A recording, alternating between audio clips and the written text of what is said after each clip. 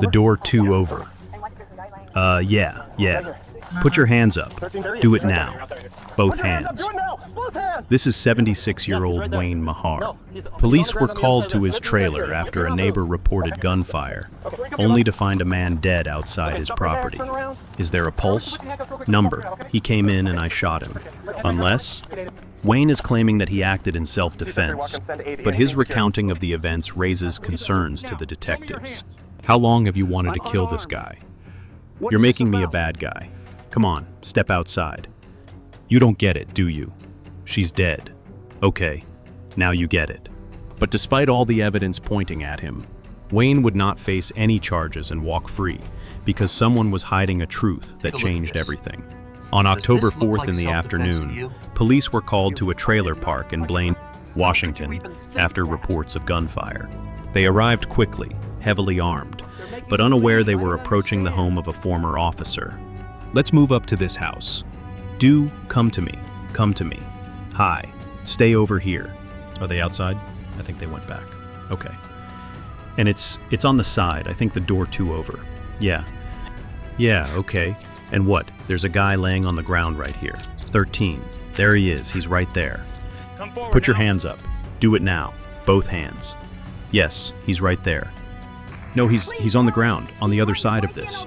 Get these guys here. Do not move. Okay, you guys ready? Yep. Okay, come to you, bud. Okay, stop right there. Turn around. Sir, I'm going to put you in handcuffs real quick so we can all figure it out. Okay, yeah. Okay, appreciate that. Appreciate it. Put your hands behind your back for me. Get a good 273. Welcome. Send aid in. Scene secure. Okay, we'll get to that, sir. As officers cautiously approach and detain Wayne, others detain his wife, Sandra Mahar, who will later provide crucial information about what led to the shooting. But for now, officers focus on the victim lying on the grass, checking for signs of life. Stay in your house, sir. Sir, are you okay? Can you hear me? Can you hear me, sir? You want to help me? Yeah. We need, victim, suspect. So, two suspects. Well, just got home. Yeah, she just got home. I think has been shooter. Is there a pulse? No, there was hair. Hang in there. As the officers performed CPR on the unidentified victim while waiting for medics, it soon became clear it was already too late to save him. With the scene secured and the victim confirmed dead, police sit Wayne down for an interview. He claimed he was attacked first, but his refusal to give Claire details made it seem as if he was holding something back. Let's sit there for just a moment, okay? Figure out what's going on. I'll figure out. Okay, Wayne, yeah. Just for a few minutes. Have a seat. See? Yeah, he attacked us. Okay, and we'll get to all that. Just want you to relax for a minute. Okay, he come through our house, and I didn't feel like I was so shot. He's attacked us more than one. I was really upset. So I got my 12 gauge, which is very beautiful, okay? It's a 1912, okay? It's a piece of work. Okay, you can look down the barrel. It's beautiful shotgun. And was he saying anything to you today? Yeah, he was. Yeah, he was attacking. He was dishonor. He was going to do this. He's going to do that. Okay. Do you recall specifically what he was going to do? Yeah, he was just on us, just attacking us, basically. Okay. Wayne doesn't seem to grasp the weight of his actions. He praises the shotgun he used to kill his neighbor, showing a clear disconnect between the gravity of the situation and his own perception. Detectives don't realize it yet, but this detachment will ultimately lead to Wayne walking free. For now, though, officers continued their attempt at getting more details, only to get more shocking answers. Wayne, has he ever physically attacked you?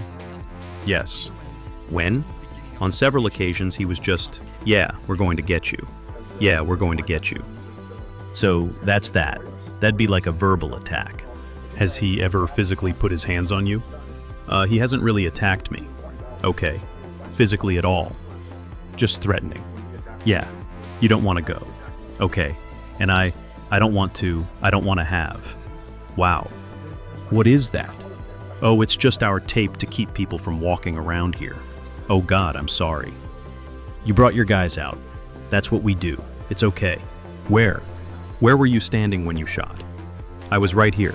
Okay, nope, don't want you to fall. Oh, just right here. Okay. No, it's right here. Okay, he's over here. He's coming up and he's kind of old. Fuck. Gotcha. Hi, honey. That's my wife. Yeah, Sandy. Yeah, same. God. Why? Why is all these guys here? Well, because what happened? Takes a few people to investigate. Yeah. Well, you're more than welcome to come in the house if you want. You want to come in? I can't just right now because detectives are in charge, and they tell me when it was okay to. Go inside. Okay. As Wayne struggled to answer questions, his shifting stories and inability to explain how his neighbor posed an immediate threat cast further doubt on his claim of self-defense and raised the possibility that the shooting was intentional. But Wayne's behavior didn't come across as malicious or deceptive, and to officers, something wasn't adding up. And that's when he would mention something very interesting. Tell me, I'll tell you what. 50 years ago, I was a police officer. Okay, where at? America's Georgia. America's G. Okay, yeah, okay. Back in those days, whole different world. It's been a while. It's been God. It's been a long time. Wayne says that he once served as a police officer and fought in the Vietnam War as a U.S. Air Force soldier. At first, it seems like a minor detail, but this background and the impact it had on him would prove crucial in understanding the events that unfolded. Back at the scene, the victim was soon identified as 66-year-old Vincent Rees, who lived alone in the trailer park. With no one in Vince's household to question, officers instead turned to Wayne's wife, Sandra, hoping she could provide new insight into what could have happened. And it was through her account, along with what they would later learn about the deceased victim, that the possibility of self-defense was reconsidered. So, just kind of give me a rundown of what happened here this afternoon. I came home just as everybody showed up, and the neighbor lady's daughter said she heard a gunshot. And I saw him over there, and my husband told me that he came up on the deck and threatened him. And this is Vincent that came up on the deck. Did he say what Vincent said to him? They're going to kill him and stuff. He's been doing that for the last, how many years? Okay. So what's the beef between Vincent and Wayne? Wayne stands up to him and he doesn't like that. He tells him to go away. Okay. And then this guy that was here, Matt Ruff, the homeless guy, he come up to the door one day and asked if he had guns. And I says, I don't know why. He goes, 'cause he's threatened to kill you and your husband and anybody around here. Any idea what prompted Vince to come up on the porch today? Okay. Has he done that before? He's been all over. Yeah, he was up there one day throwing 5 o'clock in the morning, throwing rocks off of it. And then did Wayne say where he was standing at when he shot? He was there. He came. Vince was up on the deck yelling about he's going to do something to him. So he came out and he said he shut up. All right. Well, I've told everybody he has PTSD. He's had a stroke. He's had 2 seizures, and I think he had another stroke. And all he's been doing lately is talking about his past, since when he was a police officer in Georgia. Okay. And all the stuff he did back then. With Sandra's statement, the case became far more open-ended than it first appeared. She explained that Wayne struggled with PTSD, which can cause someone to misinterpret danger and overreact. But she also claimed that Vincent had threatened to kill both of them, and showed a pattern of hostility towards them for years, in which case Wayne's use of self-defense might have been justified. Still, there were serious inconsistencies. Sandra claimed Vincent was standing on Wayne's porch when the shot was fired, but his body was actually found beside the house. Had he been on the porch, it could have looked like he was threatening Wayne, supporting a claim of self-defense. But being further away suggested he posed no immediate danger, making it appear more like a deliberate killing. Wayne was then transported to the police station for a formal interrogation, to hopefully clear everything up, and finally learn the truth behind what had happened. And it was there that officers would begin to piece everything together, realizing they had overlooked the most important detail of the case, one that would make Wayne look guilty at first, but lead him to somehow walking free. This business with that guy I killed. He asked for it, okay. And we're talking about Vincent today. Vincent, I'm sorry, but he just attacked me several times. Okay. He said, you guys should, I'll tell you what, you guys should have a volume of him. Yeah, we do. We do. As a matter of fact, this is part of it right here. So I've been reading up on that. He's attacked us for a long time. And this was the last straw. I'm sorry, but no, I'm not sorry. Why don't we start with what happened? About what time did everything get going today? Well, he was attacking, just making sure that he was, making sure that he could do something about my car or whatever. And he just keeps on. He keeps on keeping on. But I don't understand that. Can you explain that a little bit to me today? What that means? It keeps irritating us. Me and my wife. Me and Sandra. Yeah, today. What? You said that today is the straw that broke the camel's back? What happened today? I'm not really clear about it. So okay, I'm telling you the truth. I don't feel very good. You know, I say prayer every day. I feel just spiritual. Okay. As the detective tries to establish a timeline of events, Wayne's answers are vague, off topic, and at times disconnected, making it unclear whether he's deliberately avoiding the truth or if something else is at play. Either way, it was only the beginning of an interrogation that would grow more complicated with every statement. Has your wife had some run-ins with this guy too? Oh yes, very. So, well, if you guys look back on stuff that he's done, you'll find out that there's a whole bunch of stuff that he's done to us. Okay. Did he, when he attacked you? How did he attack you, sir? Oh, I'm going to do this. I'm going to do that, and there's my column there that I built myself. That column. You saw that column because push it over. You know, I'm a very nice guy. You know, you guys would hang out with me. We play guitar, looked at Telecaster. As Wayne casually shifted from describing the attack to blankly staring at the officers while drumming his fingers on the table, it became clear he wasn't just being evasive. His behavior pointed to possible cognitive issues. These issues would slowly become even more apparent as the interrogation went on, with his composure ultimately breaking and his demeanor turning aggressive. But for the moment, just as things were beginning to look bad for Wayne, he would make a claim that directed serious allegations towards Vincent. Allegations that could tip the scales in Wayne's favor. Was he drunk today? I'm not sure, okay. He looks like he's got some alcohol issues. That's why I ask he is a meth. That is what it is. And he has put that in our house too. Okay, we felt it. Yeah. But he has these girls. Yep. You know, dark girls. And he brings them into his house. The guy is a pervert. Okay, we got that straight. Yeah.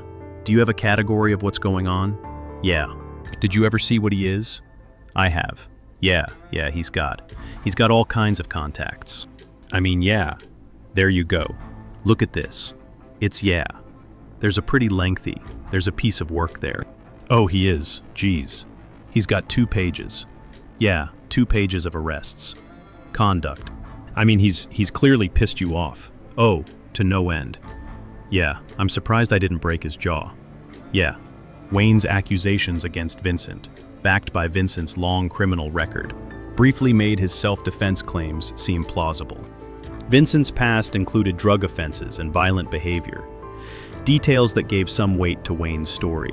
But just as he had something working in his favor, he would undermine it again with his own statements. Sounds like you deserved it in your mind. Yes, I do. Yeah. How does Sandy feel? How's she doing? Sandra, she says I'm going to jail. Okay. How long have you wanted to kill this guy? How long do I want to kill this guy? Yeah. How long have you felt this way? Lot. Yeah, he's fucked up our car. Yep, and yeah. What do you think? Quite a while. Yeah. Well, what if I did that to you? Oh yeah, I'd be pissed. You'd be pissed, wouldn't you? Absolutely. Yeah, he's harassed us. Harass me and my wife and you guys. You're making me the bad guy. No, man. I'm making you the bad guy, Wayne. Just want to understand. We both want to understand why. Why you did it today and not in the past. You made a comment to a neighbor today. You told a neighbor today what happened. Do you remember that? Talking to a neighbor? Yeah, a neighbor over here. I don't know what side, but they asked you what happened or why you shot him. And you said, well, he's an ad. Do you remember that? Well, you attacked me. I know, but we're still trying to figure out what exactly you actually did or he did to attack you. How did you feel threatened? Because he was threatening me. But what did he say? What did he say? Let's pretend. Okay. Well, let's pretend we've got a ring camera that's one of your one of your neighbors may have that we can access and look at. What? What would we see? What would we hear? He was on the attack. Okay. He's going to show me how bad he is. Is that what he said? Yeah, okay. With those statements, Wayne only incriminated himself further, offering nothing that supported his claim of self-defense. In one last attempt to break through, detectives pushed him harder, and what followed made it clear they weren't just dealing with a suspect, but with a failing mind. What do you want to happen after all this? Do you think there should be any accountability for your actions tonight? My accountability? Yeah, that I shot him. Yeah. No, I feel bad about it. I haven't killed anybody lately. So, what do you want to do with me? Well, I want to understand, Wayne. I really want to understand. I really want you to explain. I just want to go to bed. I get it. I'm probably exhausted. Yep. I'm tired. I'm 70. I'll be 77 coming up. And I'm the guy that can still get. You guys want to duke it out or show you something? Well, let me ask you this. You bring up a good point. Why not just duke it out with this guy today? What, just go beat him up? Yeah, no, I don't. He attacked me. No, I know he got you. But why not? Why his attack? You want to just hit him?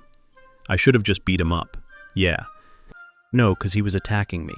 It was no beat it up. He was attacking you. I don't get it, do you? I don't. Well, you come on. He was attacking me like he was going to go for my car. Go. He's on the attack. Yeah, the guy got shot. He's dead. Okay, now you get it. I get it. All right. God, what you guys think or what? We've been sitting there talking about what a badass you are. I am a badass, right? Want to see a badass? I see it. Oh man, I see it. Come on. Step outside, you know. You can handle yourself pretty well, Wayne. Yeah, I'm a badass. What are you going to do? Throw me in jail some more? With that, the interrogation ended. Later examinations confirmed that in addition to post-traumatic stress disorder and a history of strokes, Wayne also suffered from dementia, a condition that explained both his confusion and aggression. Forensic analysis showed that Vincent had been shot from about 30 feet away, consistent with his body being found beside his own house. This suggested Wayne fired from his porch, while Vincent was still outside. For years, Vincent had reportedly bullied Wayne, creating a constant source of conflict between the two men. Combined with Wayne's background in the military and law enforcement, where he had been trained to react quickly to potential threats, his cognitive decline caused him to respond as if Vincent was an immediate danger. Believing he was under serious threat, he went back inside, grabbed his shotgun, and fired. It wasn't driven by malice. In his mind, he didn't fully grasp the wrongfulness of his actions. In the end, Wayne was declared unfit for trial, sent for treatment, and ultimately released under supervision.